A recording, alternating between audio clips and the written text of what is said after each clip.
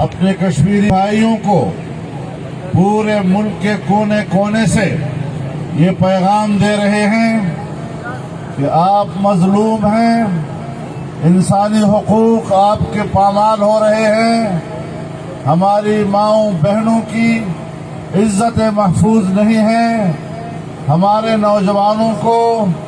गोलियों से छलनी किया जा रहा है, हमारे बच्चों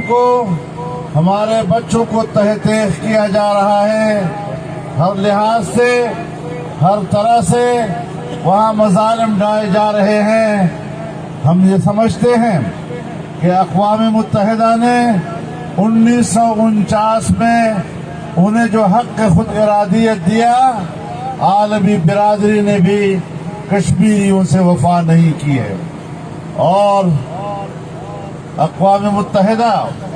अपनी करारदादों पर अमल दरामद करने में नाकाम रही। कश्मीरियों को हक़ खुद इरादियत पौन सदी गुजरने के बाद भी नहीं दे सके हैं और पाकिस्तान था जो उनका सहारा था और पाकिस्तान के अवाम थे जो कश्मीरियों के लिए उम्मीद थे, लेकिन मौजूदा नाअहल हुक्मरानों ने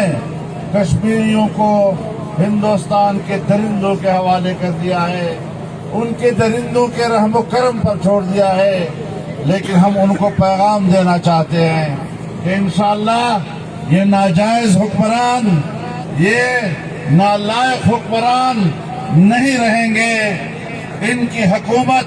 हमने गैर मुअस्सर बना दी है और इंशाअल्लाह पाकिस्तानी कौम कश्मीरियों के शाना बठाना खड़ी रहेगी।